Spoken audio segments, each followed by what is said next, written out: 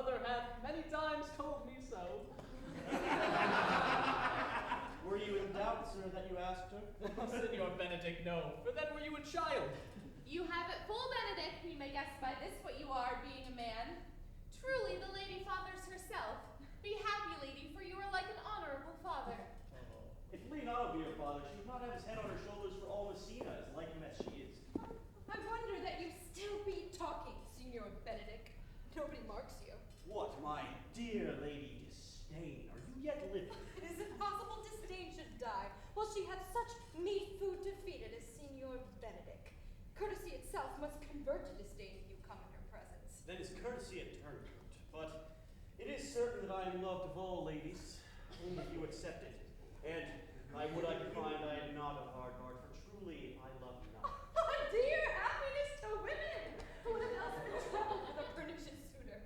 I thank God and my cold blood I am of your humor for that. I would rather hear a dog bark at a crow than a man swear he loves me. God keep your ladyship still in that mind, so some gentleman or other shall escape a predestinate scratched face. Oh, scratching could not make it worse, enter such a face as yours were.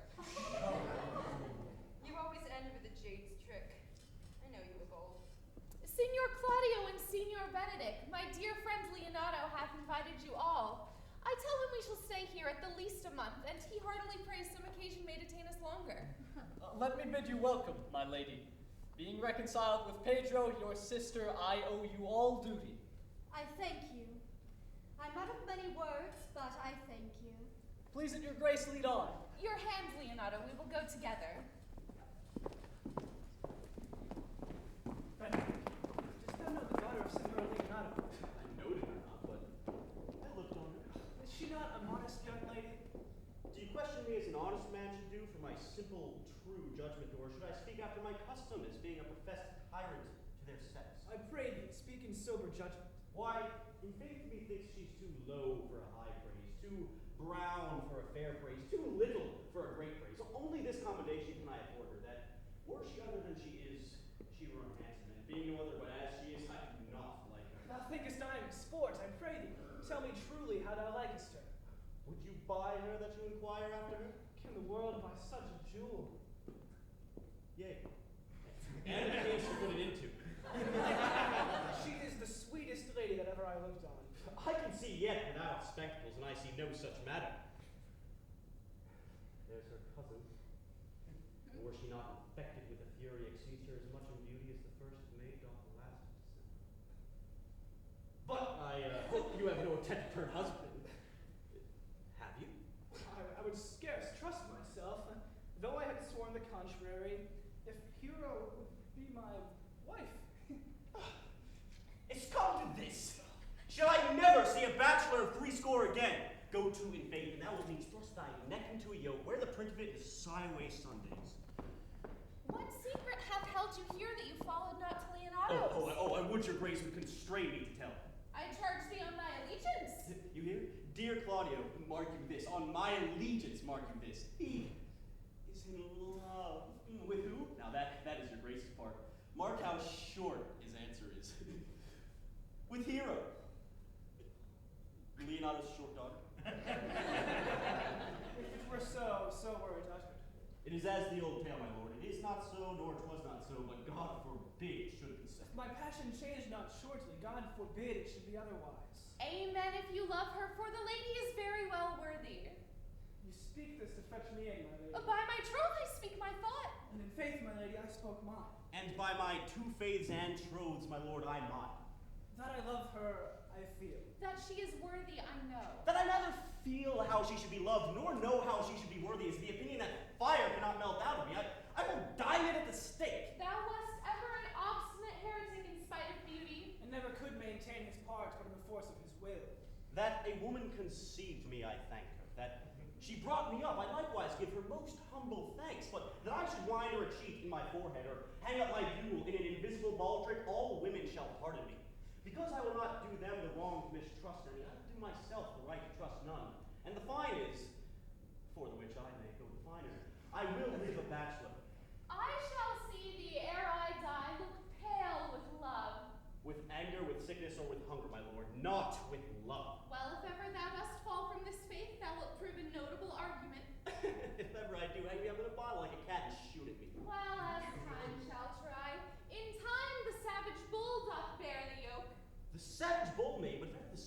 Benedick bear it? Pluck off your bull's horns and set them in my forehead, and let me be vilely painted. And in such great letters that they write, here is good horse to hire. Let them signify under my sign, here may you see Benedick, the married man. Well, you temporize with the hours. In the meantime, good Signor Benedick, repair to Leonato's. Commend me to him and tell him I shall not fail him at supper, for indeed he hath made great preparation. I have almost matter enough in me for such an embassage, and so I commit you. To the tuition of God, from my house if I had it. The 6th of July, your loving friend, Benedick. Nay, mock not, mock not. The body of your discourse is sometimes guarded with fragments, and the guards are but slightly basted on neither. Ere you flout old ends any further, examine your conscience. So I leave you.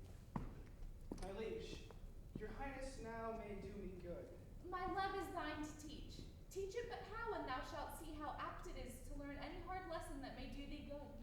Hath Leonato any son, my lady? No child but Hero, she's his only heir. Dost thou affect her, Claudio? Oh, my lady, when last we departed, my mind was all fire, all adventure, all speed and wings and devil's things. But as we return, those thoughts have left their places vacant, and in their rooms come thronging soft and delicate desires, all prompting me how fair young Hero is, saying, I liked her ere I went to wars. If thou dost love fair Hero, cherish it, and I will break with her and with her father, and thou shalt have her. Was it not to this end that thou beganst to twist so fine a story? How sweetly you do minister to love, and know love's grief by his complexion. But, lest my liking might too sudden seem, I would have solved it with a longer treatise. What needs the bridge much broader than the flood? The fairest grants is the necessity. I know we shall have some great reveling tonight. I will assume thy part in some disguise, and tell fair Hero I am Claudio, and in her bosom I'll unclasp my heart and take her hearing prisoner with the force and strong encounter of my amorous tale. Then after to her father will I break, and the conclusion is she shall be thine. In practice, let us put it presently.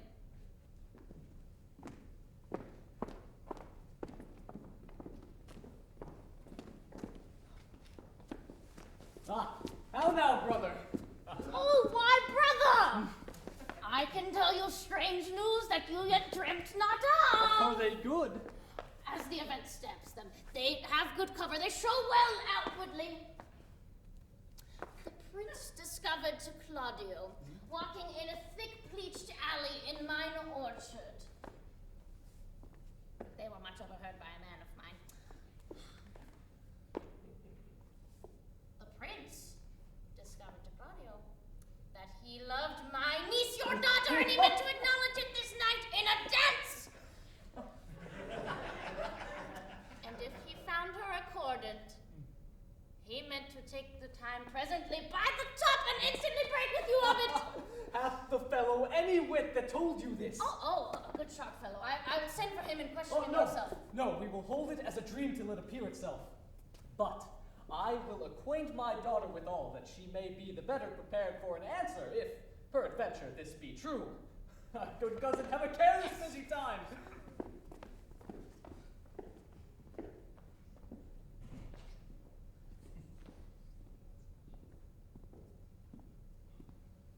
What the good year, my lord? Why are you thus at a measure sad? There is no measure in the occasion that breeds.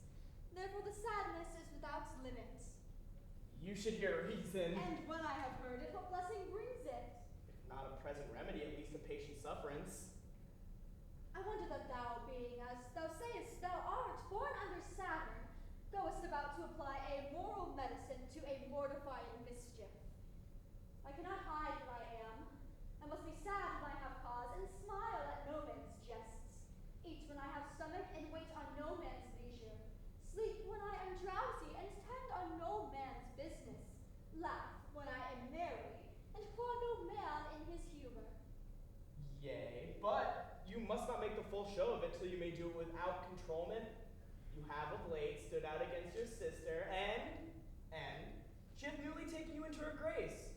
Where it is impossible, you should take true root, but by the fair weather that you make yourself, it is needful that you frame the season for your own harvest. I had rather be a canker in a hedge than a rose in her grace. And it benefits my blood to be disdained of all than to fashion a carriage to rob love from any. In this though I could not be said